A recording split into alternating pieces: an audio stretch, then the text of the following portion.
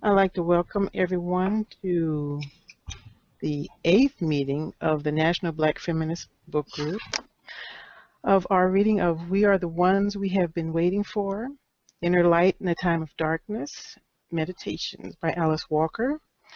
And I'm Georgette Moses. I'm your moderator for this evening from Columbia, South Carolina. I'd like to go around and have each of our core members introduce themselves. Let's start with Randy. Hi everyone, my name is Randy. I am watching from Atlanta and I'm excited for tonight. My name is Walker. I'm joining you all from Connecticut. My name is Michelle Odom. I am here in the Bronx, New York tonight. Hi Kim. Hi. Hi. Hi everybody. And tonight it's our last two chapters, chapter 13 and 14, Orchids and To Be Led by Happiness. Chapter 13, Orchids. Okay. Walker uses power to subtly compare it to human beings who have experienced tremendous cruelty like Japanese women, Iraqi children, Native American children, and Black people who sometimes feel the need to self-eradicate. She suggests indirectly that healing these soul wounds is indeed possible with application of a little tender, loving care, the kind of care we associate with Blackness. To strengthen our capacity to deliver this care, we must care for our own souls.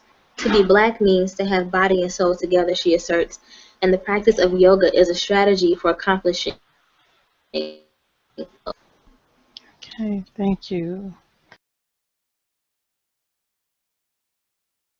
C. Memory and revelation and memory. This is a period of awakening, this is a period of awakened woman whose curiosity and sense of justice is causing an uncovering of hidden truths all over the world. Japanese women are awakening in their struggle against an entrenched, cruel, and insidious, oh God, I can never say this word, patriarchal system that has robbed them of their freedom and identity for thousands of years. Their leaders call them selfish for wanting to receive pensions, whether or not they have lots of children.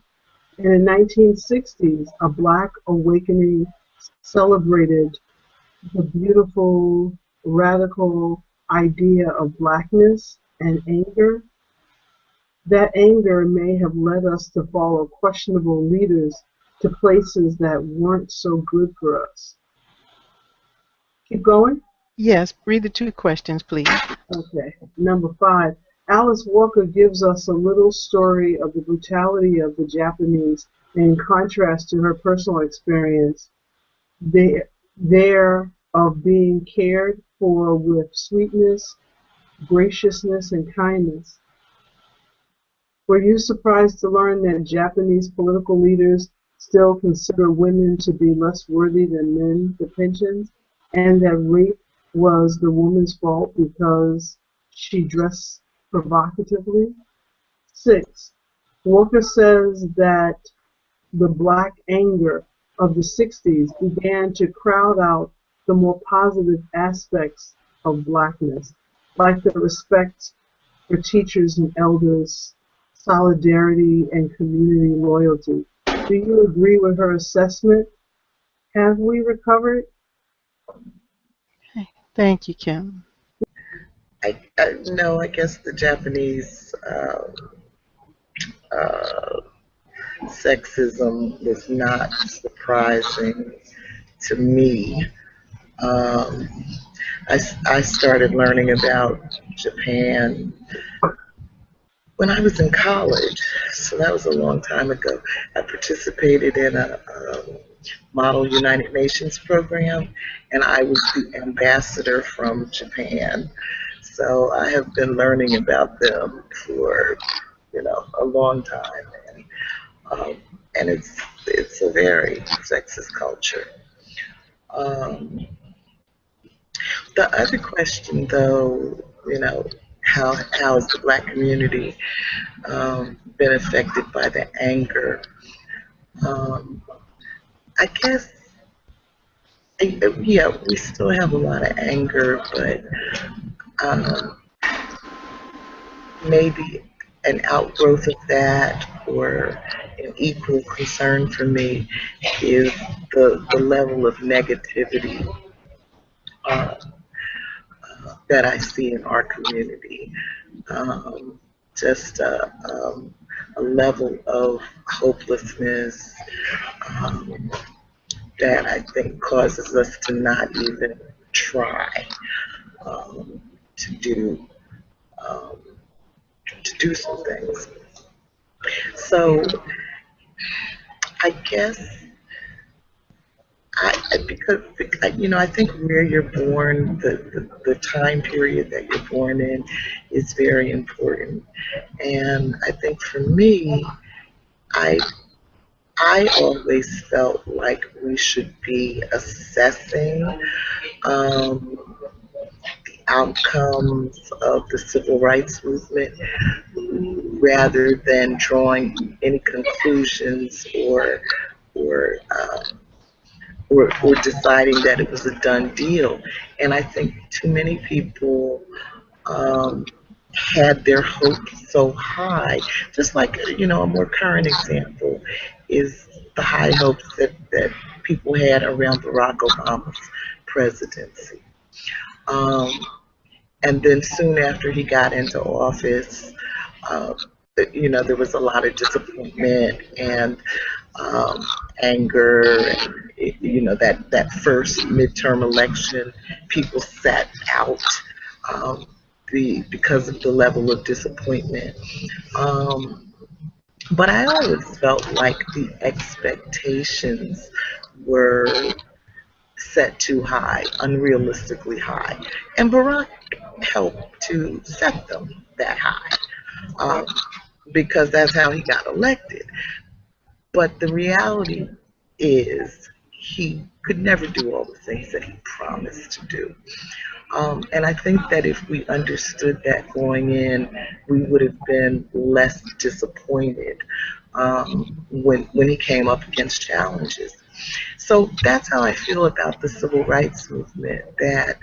Um, that the expectations were very, very high, unrealistically high. And so we weren't prepared to deal with the backlash um, that started in the 70s and intensified in the 80s. So that when the backlash came, it seems like we just um, gave up rather than tried to re-strategize. So that's it for now. Okay. Thank you, Michelle. Brought up some very important points. Hmm. Absolutely. This is Kim. I'd like to say something. Sure. One, I thank you, Michelle. I guess my thought is we so allow other people to define us. It feels so much like we didn't identify and say that the civil rights movement was a success on our own terms. We let the media and the media spin tell us what's happening. The same way in Ferguson recently, they kept saying it was a riot as opposed to saying it was an uprising. There's just these little words that get twisted, and we once again are violent, and we once again are degenerates. And I just think that there were so many successes from the civil rights movement that get crowded out when you hear, did we focus so much on the anger and not the community and whatnot?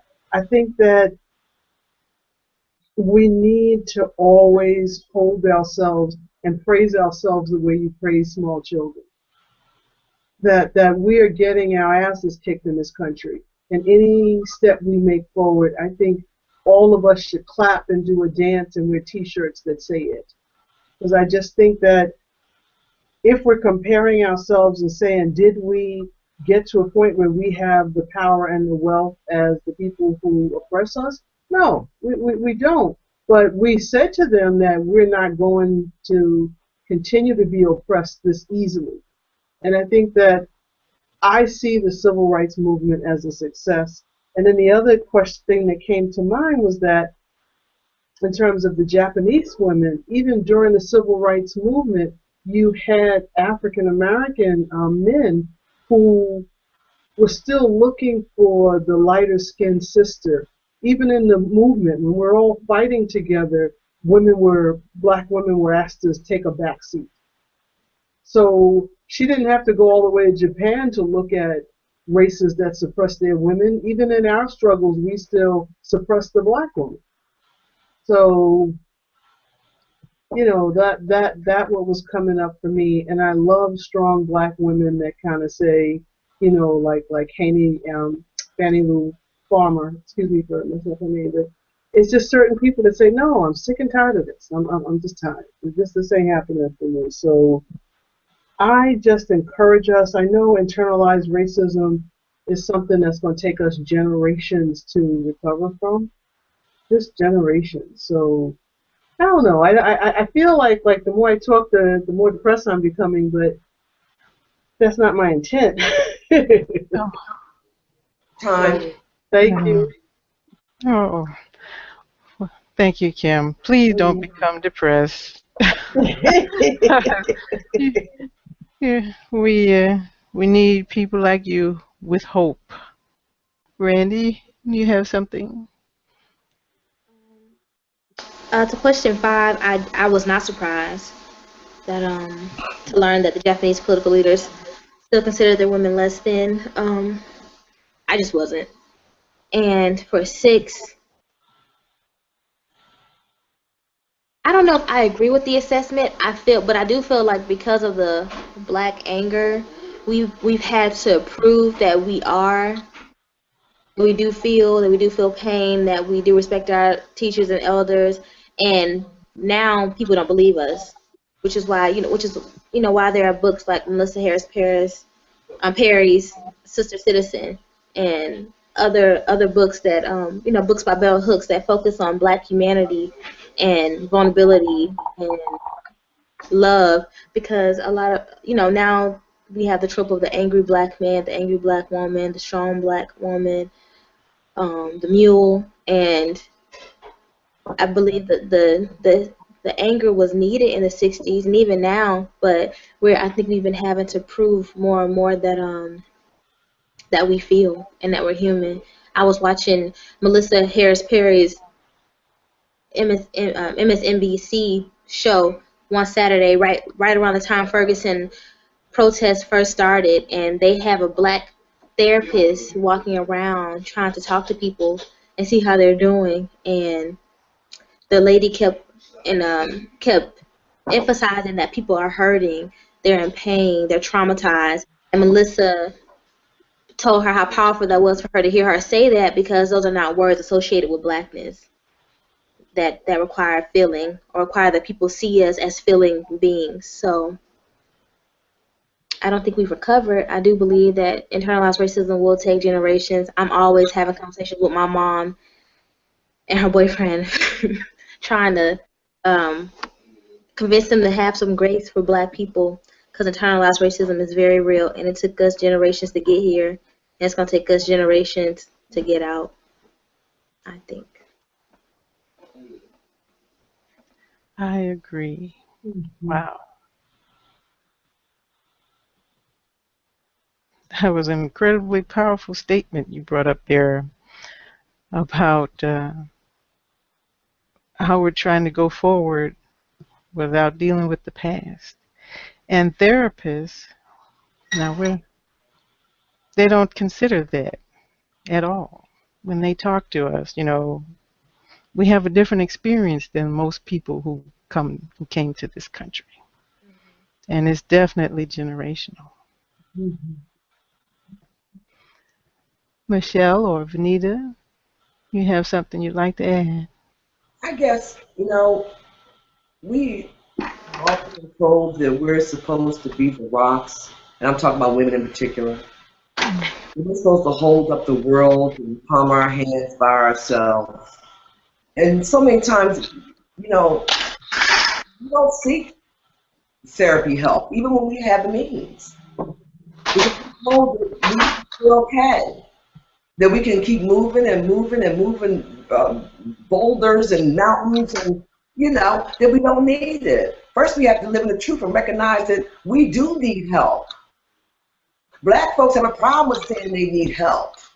That's why from generation after generation, all these things are passed down. And the whole class of things comes from, to me, not being able to say I need help. So rather than say I need help, I'll keep it in the closet. I'll just beat the hell out my kids and take out my anger instead of saying I need help. I'll go out there and take drugs instead of saying I need help. The problem is that we just are so used to having to carry the weight of everything and everybody, and I'm talking about women, around on our shoulders. So now we're just breaking. We're just tired. That's why we got lupus. That's why we got Beyonce. I like this. I said it, Michelle. Go away, girl. Go away. You're hurting me. But it's we gotta take care of us. And I know I sound selfish, and I'm being selfish. I really am. We gotta take care of us. As Black women, we gotta start uniting and being there for each other, listening to each other, trying to give each other strength, and realize that we cannot do it all by ourselves. And sometimes we need somebody.